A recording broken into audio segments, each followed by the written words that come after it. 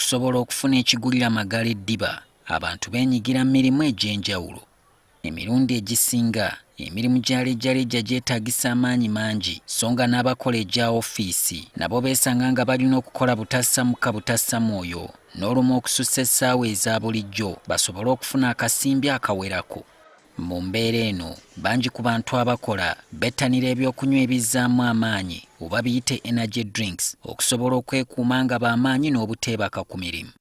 Samuel Migadde, omukozi ku TV eno, ebiseera bye ebisinga abimala akwata bifaananyi ebya pulogulaamu ez'enjawulo eziba zisuubirwa okuzannya ku mpewo. Olw'okuba pulogulaamu zino ziriko ebiseera, ono yeesanga akoze n'ekiro era nga y'emu ku nsonga zaawa okukozesa ebyokunywa ebizzaamu amaanyi entakera.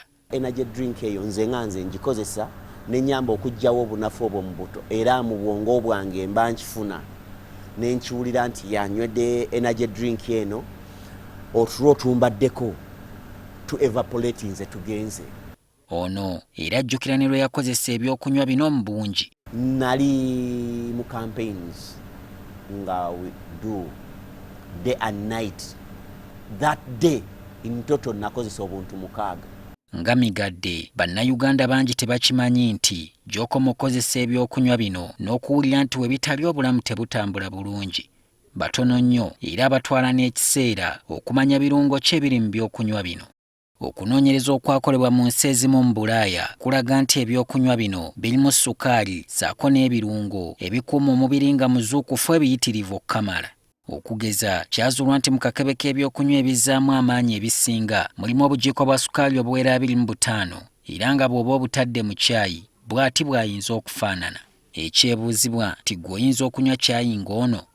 Dr. Vincent Karuhanga, omusawo ku Friends Polyclinic, agamba nti ssukaali omungi aviirako omuntu okulwala ebirwadde eby'enjawulo. Naddala ku bantu abanene abo betulowooza bayinza kufuna mangu ssukaali oba pressure. Kyova olaba mu mawanga nga Denmark tebakkiriza abantu okunywa ebyokunywa ebyo kubanga mulimu kafeini mungi. Ono agamba nti ate gujabagira omuntu bw'agatta ebyokunywa bino n'omwenge.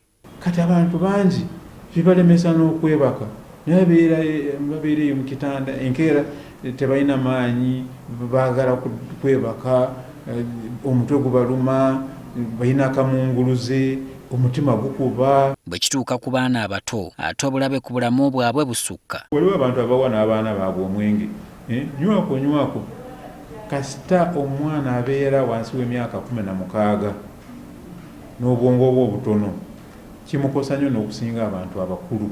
Abakyala abali embuto n'abo abayonsa nga kwogasa abavubuka abatiini baweebwa amagezi okwewala ebyokunywa ebizzaamu amaanyi.